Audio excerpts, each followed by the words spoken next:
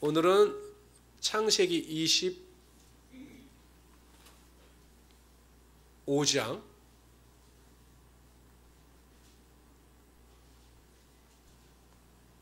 입니다. 창세기 25장 1절서부터 18절까지 살펴보도록 합니다.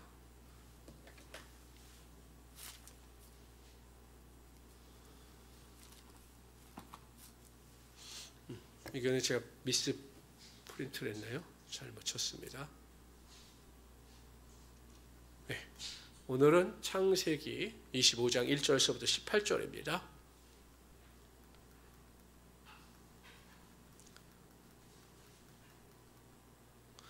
찾으셨습니까? 네. 사라가 137세의 나이에 죽습니다. 그래서 아브라함은 그 사라를 잃은 슬픔을 극복하기 위해서 이삭의 아내를 구하러 하란으로 자신의 종 엘리에셀을 보내죠. 거기에서 127세 돌아가셨습니까? 네, 아유, 죄송합니다. 제가 137세 돌아가셨다면 그렇게 믿으시면 됩니다. 127세 했죠. 그래서 어쨌든 리브가를 아내로 맞이하여 돌아오게 됩니다. 이삭이 리브가를 보는 순간 리브가를 사랑하게 되었습니다. 그리고 리브가를 통해서 어머니를 잃은 슬픔을 위로받게 됩니다. 이것이 지난 시간까지의 이야기였습니다. 오늘은 25장 1절부터 6절까지 우리 한 절씩 읽도록 하죠. 여러분들 읽어주세요. 시작.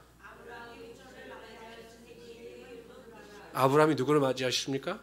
후처를 맞이했어요. 후처. 항상 후처를 맞이하면 문제가 생깁니다. 그가 시므란과 욕산과 무단과 미디안과 이스박과 수아를 낳고 욕산은 스바와 드단을 낳았으며 드단의 자손은 아수르 족속과 루드시 족속과 루미 족속이며 미디안의 아들들은 거기 아수르 족속 동그라미 하나 쳐주시고요. 여러분들이 잘 아는 족속이죠? 아수르 족속. 그렇죠? 아수르 족속. 그 다음에 4절 다 같이 읽습니다. 시작. 미디안의 아들은 에바와 에발과 한옥과 아바다와 엘다이니 다 구드라의 자손이었더라. 미디안의 동그라미 치십시오. 여러분들 미디안은 잘 아시는 족속이죠. 5절 아브라함이 이삭에게 자기의 모든 소유를 주었고 자기 소자들에게도 재산을 주어 자기 생존에 그들로 하여금 자기 아들 이삭을 떠나 동반 곧 동쪽 땅으로 가게 하였더라. 아멘. 아브라함이 후처를 맞아들이게 됩니다. 구두라. 그래서 6명의 자녀를 낳았습니다. 근데 사라가 죽기 전인지 사라가 죽은 후인지는 알 수가 없어요.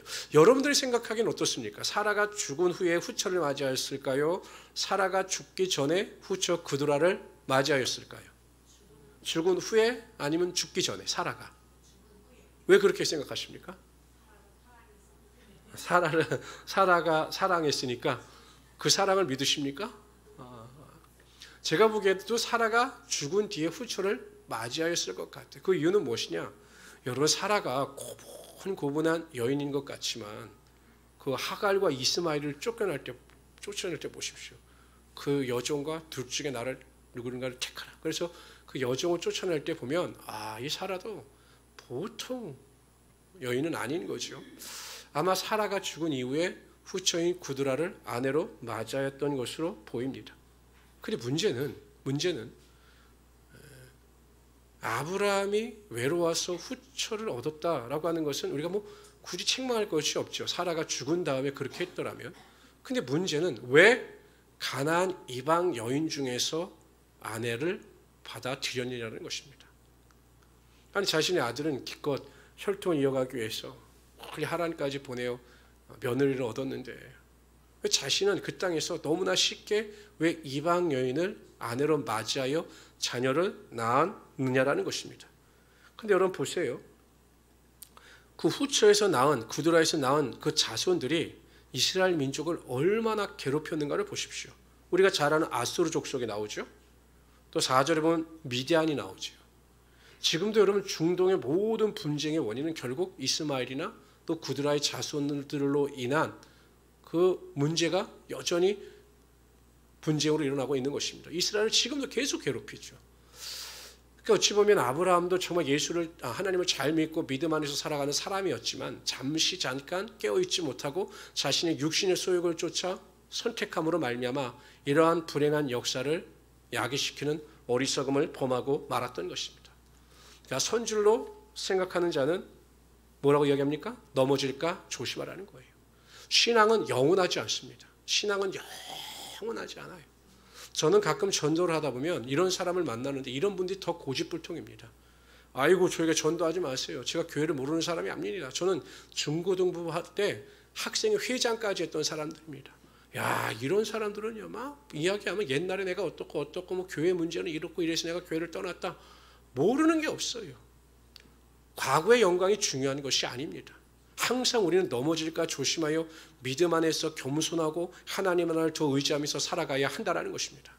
한순간도 하나님의 은혜 없이는, 하나님의 인도하심이 없이는 선택과 결정을 하지 않을 정도로 철저히 하나님만을 바라보며 의지하며 살아갈 때 우리의 실수를 줄일 수 있는 것이고 우리의 연약함을 줄일 수 있게 되는 것입니다. 아브라함도 참 믿음의 사람이었는데 왜 이런 어리석은 순간적인 결정을 통해서 역사상 계속 이스라엘 민족의 고통을 당해야만 했느냐라는 것입니다. 그럼 또 이렇게 생각할 수 있죠. 이방인 여인을 아내로 맞이했습니다. 그러면 자녀들에게 믿음의 교육을 통해서 그 자녀들이 온전히 하나님의 자녀로 나올 수 있도록 하면 되거든요. 그런데 그것도 하지 못한 것입니다. 6절에 보면 아브라함이 그의 소자들에게도 재산을 나누어 주었습니다. 그러나 믿음을 심어주지 못했던 거죠. 물질적인 풍요로움은 자손들에게 물려주었을지 모르지만 지혜도 능력도 물려주었을지 모르지만 그들에게 믿음을 물려주지 못했던 것입니다. 이 세상에서 구원 얻는 일보다 더 중요한 것은 없어요. 자녀들에게 믿음을 계승 발전시키는 것보다 더 중요한 것은 없는 것입니다. 자녀들에게 있어 가장 큰 축복과 가장 큰 선물은 무엇이냐? 믿음을 물려주는 것입니다. 내가 하나님을 사랑하고 하나님을 섬겼던 그 믿음을 자녀들이 온전히 승계하여 믿음 안에서 살아갈 수 있도록 최선을 다하며 살아가는 것이 하나님께서 우리들에게 원하는 부모로서의 역할로 바라시는 하나님의 가장 큰 은혜가 되는 것입니다. 근데 요즘에 보면 안 그렇더라고요. 젊은 우리 중고등부 학생들도 보고 그러면 부모는 교회 다니는 거에 비해서 자녀들이 교회를 다니지 않는 자녀들이 너무나 많아요. 그러니까 점점 자녀들이 믿음 안에서 멀어지는 거죠. 세상에 예속되어지고 세상의 즐거움을 쫓아 살아가고 마는 것입니다. 그러나 우리에게는 하나님이 주시는 은혜가 있습니다. 부모의 눈물 어린 기도, 부모의 눈물 어린 관심이 반드시 자녀들을 변화시키시며 그 기도를 통해서 자녀들이 구원하는 축복의 능력이 반드시 임하게 하여 주시는 것입니다. 기도의 대가, 최고의 기도를 했던 사람을 뽑으라 한다면 조지 뮬러 목사님을 뽑습니다. 이분은 5만 번 기도해서 5만 번 기도 응답을 받은 분이라는 거예요. 야, 대단하죠. 우리가 5만 번 기도, 5만 번 기도 제목을 5만 번 응답 받았다? 얼핏 보면 뭐 그렇게 큰 것 같지 않죠. 여러분 계산해 보세요. 하루에 내가 기도해서 하루에 응답을 한 번 받았습니다. 그럼 1년에 몇 번 받는 겁니까? 365번. 그럼 10년이면요. 3,650번밖에 안 돼요. 100년 일해봤자 36,050이에요. 근데 이분은 살아생전에 5만 번 기도해서 5만 번 응답을 받은 분이 조지 뮬러 목사님입니다. 그런데 이분이 살아생전에 응답받지 못한 기도가 있었어요. 그것은 무엇이냐면 자신이 가장 사랑하는 친구를 위하여 58년 동안 기도했는데 이 사람이 조지 뮬러 목사님이 돌아가시기까지도 구원을 받지 못했던 겁니다. 돌아가셨죠. 근데 조지 뮬러 목사님 장례식에 이 친구 58년 동안 기도했던 친구가 장례식에 참석합니다. 다른 친구들이 이야기하는 거죠. 여보게 조지 뮬러가 자네를 위하여 58년 동안 새벽마다 하나님께 기도했던 것 아나? 이 친구 깜짝 놀라죠. 몰랐으니까. 자네가 구원을 얻어 하나님의 자녀가 되는 것을 소원하며 58년 동안 하루도 빠지지 않고 뮬러가 자네를 위해서 기도했네. 이 말을 듣고 그 자리에서 바로 깨어져서 구원받는 하나님의 역사가 나타나게 하여 주신 거죠. 그러니까 여러분 우리가 기도가 쌓이고 쌓이면 우리가 육신이 이 땅에서 떠나간다 할지라도 그 기도의 씨앗은 뿌리를 내리고 열매를 맺음으로 말미암아 반드시 기도의 영광이 나타나게 하여 주시는 것입니다. 그러므로 여러분 낙심하지 말고 포기하지 말고 어찌하든지 최선을 다하여 우리 형제와 이웃과 친척들의 구원을 위하여 최선을 다하여 기도하시고 은혜 가운데 살아갈 수 있는 우리 성도들이 되시기를 주님의 이름으로 축원합니다. 우리 7절부터 11절까지 읽도록 하죠. 7절 제가 읽겠습니다. 아브라함이 향년이 175세라 그의 나이가 높고 늙어서 기운이 다하여 죽어 그의 아들들인 이삭과 이스마엘이 그를 마브레 앞 헷 족속 소알의 아들 에브론의 밭에 있는 막벨라 굴에 장사하였으니 이것은 아브라함이 헷 족속에게서 산 밭이라. 아브라함과 그의 아내가 사라가 거기 장사되니라. 11절 다 같이 읽읍시다. 시작. 아브라함이 죽은 후에 하나님이 그의 아들 이삭에게 복을 주셨고 이삭은 부엘라 헤로의 근처에 거주하였더라. 파란만장한 삶을 살아봤던 믿음의 조상 아브라함도 결국 175세의 나이에 죽음을 맞이하게 됩니다. 그는 자신의 아내를 묻기하여 에브론 사람에게 산 그 막벨라 굴에 같이 장사가 되었습니다. 사랑하는 아내의 품으로 다시 돌아가게 된 것입니다. 그러나 여러분 감사한 것이 무엇이냐? 우리가 확신하고 성경을 통해서 알 수 있는 것은 무엇이냐? 아브라함은 그의 육신의 장막이 이 땅에서 무너졌지만 하나님께서 그의 영혼을 하나님 나라로 이끌어 가셨다라는 것입니다. 그걸 우리가 어떻게 확신해서 알 수 있습니까? 어디에 그 이야기가 나옵니까? 예? 아브라함이 구원을 받아 하나님 나라에 있다. 이걸 우리가 성경을 통해서 어떻게 알 수 있습니까? 예. 거기 있잖아요. 그 누구야? 부자와 누구 이야기 있잖아요. 부자와 나자로 시작하는 나사로 이야기 보면 그 부자가 죽었습니다. 지옥에서 음부 가운데 큰 고통을 당하는데 눈을 들어 이렇게 하늘을 보니까 아브라함이 보이고 그 품에 누가 있는 것이 보여? 나사로가 있는 것이 보였습니다. 그래서 이야기합니다. 나사로의 손에 물을 묻혀 내 혀를 서늘하게 시원하게 해 주십시오라고 이야기합니다. 그때 누구를 보느냐? 아브라함을 보는 거예요. 아브라함. 그러니까 여러분 아브라함은 이 땅에서 믿음으로 살았습니다. 히브리서에도 보면 아브라함은 거부였습니다. 318명의 하인을 거느릴 정도의 엄청난 부자였습니다. 그럼에도 불구하고 이 땅에 텐트, 장막을 짓고 살았습니다. 그 이유가 무엇이냐? 내 인생은 나그네와 같은 인생이기 때문에 반드시 하나님께서 나를 하나님 나라로 이끌 것이다 라고 하나님의 나라를 바라보면서 소망 가운데 살아갔던 것입니다. 그러니까 천국을 소망하는 자였고 믿음 안에서 살아갔던 자였기 때문에 하나님께서 175세에 그의 육신의 장막이 무너지는 순간 그의 영혼을 받들어 하나님 나라로 인도하여 주셨던 것입니다. 이 땅에서 가장 성공한 사람은 누구일까요? 많은 권력과 명예를 소유한 사람일까요? 많은 재물을 소유한 사람일까요? 아닙니다. 이 세상에서 가장 성공한 사람은 구원을 받아 하나님 나라를 보장받은 사람입니다. 이 자리에서 예배하는 여러분들이야말로 가장 성공한 인생이고 가장 하나님께서 축복하시는 하나님의 귀한 인생이라는 것입니다.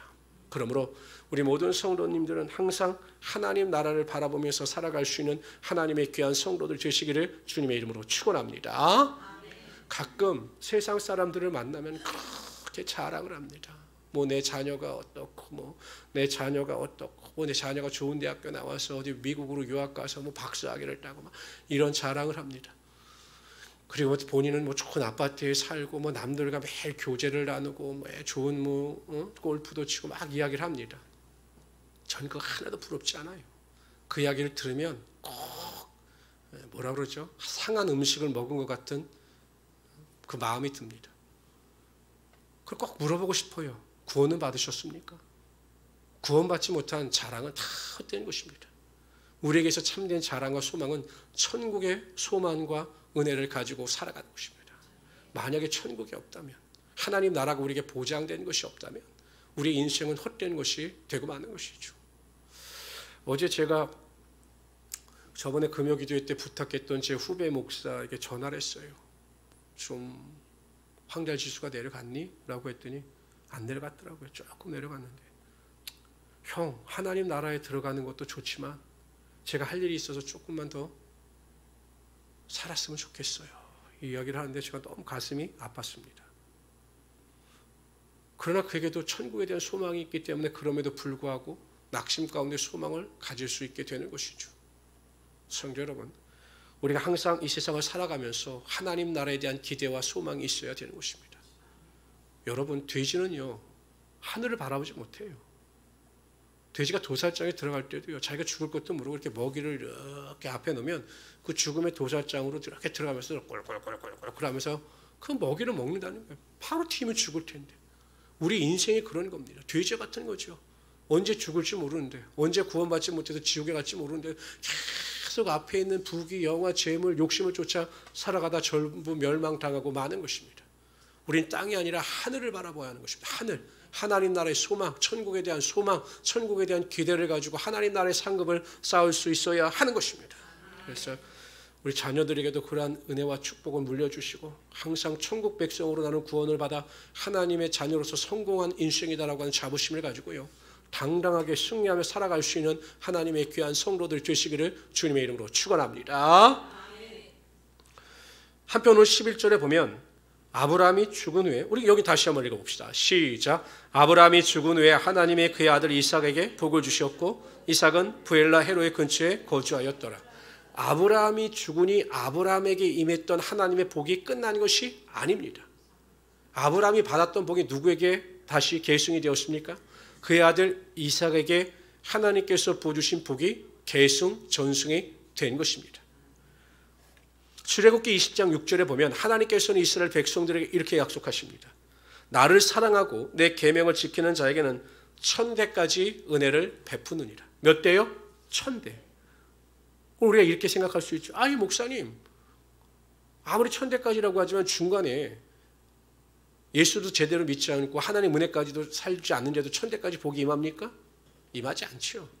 근데 하나님께서 1000대까지 복을 주시겠다라고 확신 가운데 말씀하신 이유가 무엇입니까? 왕대밭에 왕대가 나요. 믿음이 좋은 부모 밑에서 반드시 구원 얻는 하나님의 자녀가 탄생하게 되어 있는 것입니다. 지금은 잘 모르죠. 자녀들이 아이고 우리 부모님이 정말 열심히 사셨는데, 모르는데 하나님께서 결국 그 자녀들에게 부어주신 은혜가 있어요. 우리 부모가, 내 어머님이, 내 아버지가 나를 위해서 이렇게 기도해 주셔서 내가 이렇게 되었구나 라고 하는 깨달음이 있고 그 믿음이 계속 전승되어짐으로 말미암아 1000대까지 누르고 흔들어 넘치는 하나님의 복이 임하게 되는 것입니다. 성도 여러분, 성공한 가정, 물질이 많은 가정, 이것이 아니라 신앙의 명문 가정을 만들어갈 수 있는 우리 귀한 성도들이 되시기를 주님의 이름으로 축원합니다. 여러분의 기도와 여러분의 수고가 결코 헛되지 않을 것입니다. 여러분들을 통해서 신앙의 가문이 반드시 만들어지게 되는 것입니다. 하나님께서 다윗에게도 이렇게 약속하셨습니다. 내 수완이 차서 내 조상들과 함께 누울 때 내가 내 몸에 내 씨를 내 뒤에 세워 그의 나라를 견고하게 하리라. 그는 내 이름을 위하여 집을 건축할 것이요 나는 그의 나라 왕위를 영원히 견고하게 하리라. 나는 그에게서 아버지가 되고 그는 내게 아들이 되리니 그가 만일 죄를 범하면 내가 사람의 매와 인생의 채찍으로 징계하려니와. 하나님께서 채찍으로 징계하심으로 그를 돌이키신다는 거예요. 하나님께서 택한 가문은요, 내가 내 앞에서 물러나게 한 사울에게서 내 은총을 빼앗은 것처럼 그에게서 빼앗지는 아니하리라. 빼앗지는 아니하는 거예요.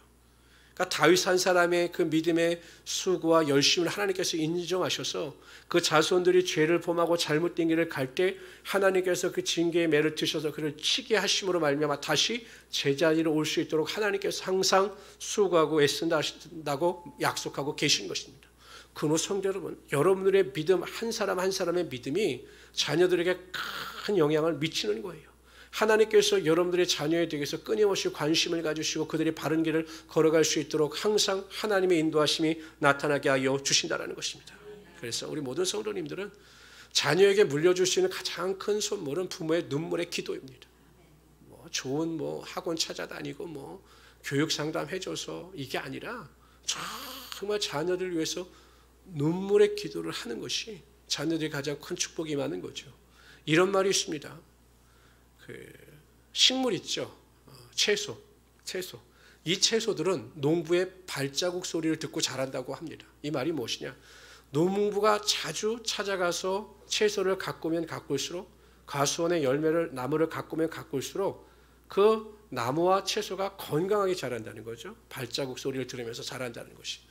그래서 이것을 우리의 신앙에 적용하면 어떻게 되느냐?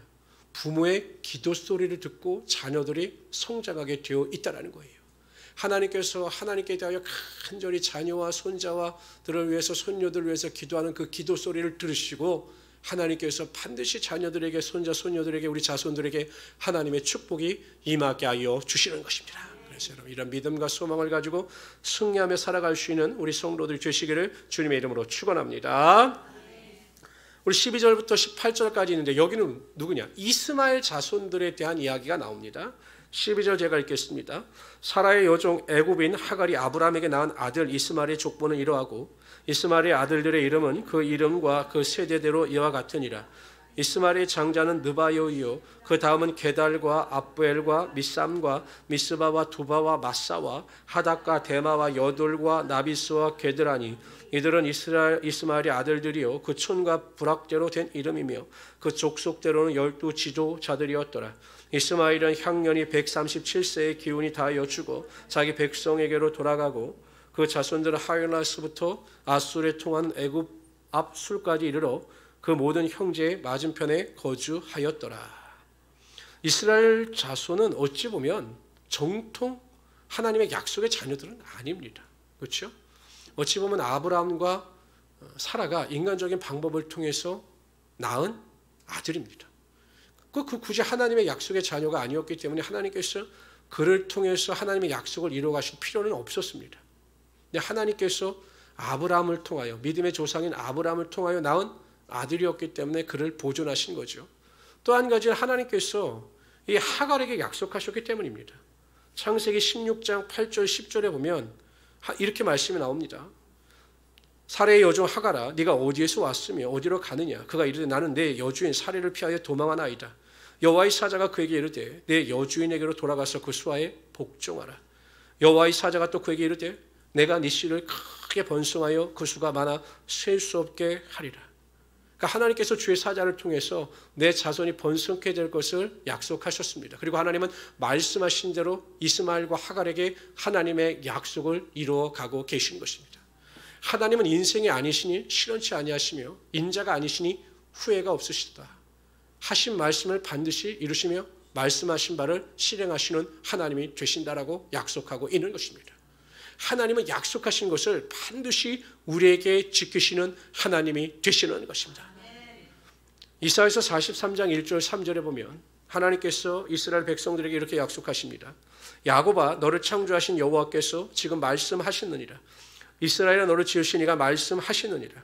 너는 두려워하지 말라. 내가 너를 구속하였고 내가 너를 지명하여 불러나니 너는 내 것이라.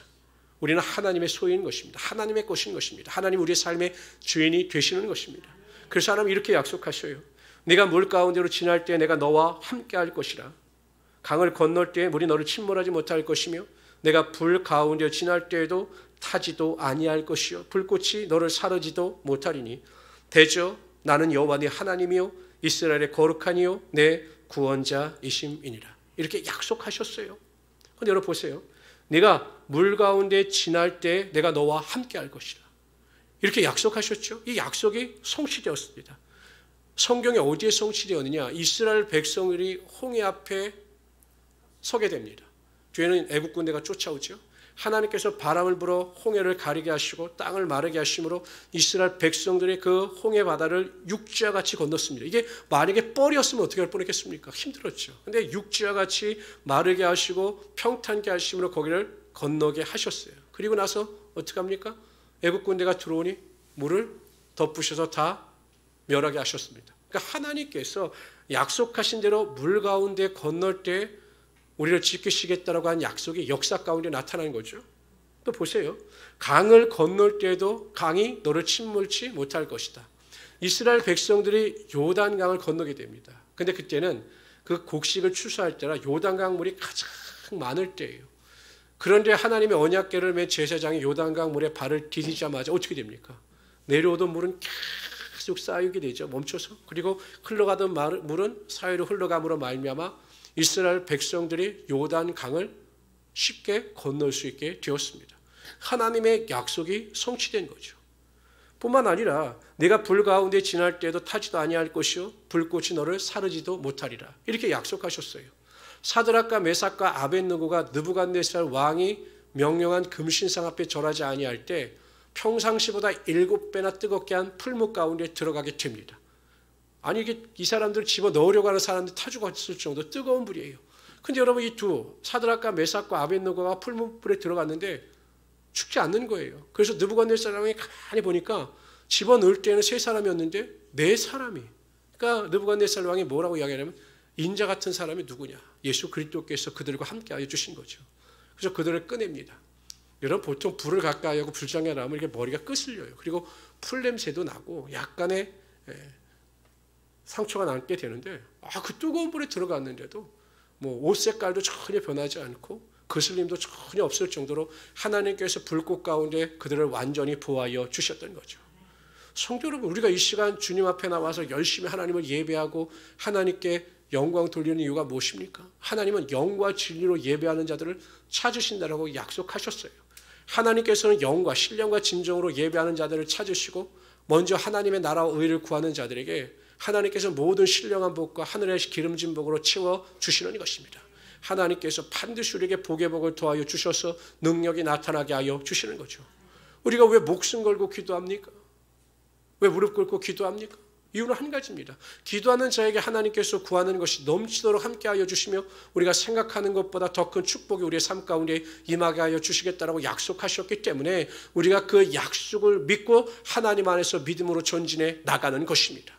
하나님의 약속이 아니라면 우리의 해가는 모든 행동이 헛수고가 될 수가 있습니다. 그러나 우리가 하는 모든 행동이 하나님 나라에서 반드시 열매로 나타날 수 있기 때문에 하나님의 약속이 성취될 것을 믿기 때문에 우리는 믿음 안에서 한 걸음 한 걸음 전진해 나가는 것입니다.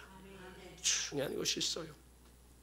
하나님의 약속은 반드시 이루어집니다. 믿으십니까? 반드시 하나님께서 우리에게 약속하신 모든 것은 다 이루어져요. 그런데 정말 우리가 조금은 힘든 것이 무엇이냐? 그때와 시기를 모르기 때문입니다. 그렇잖아요.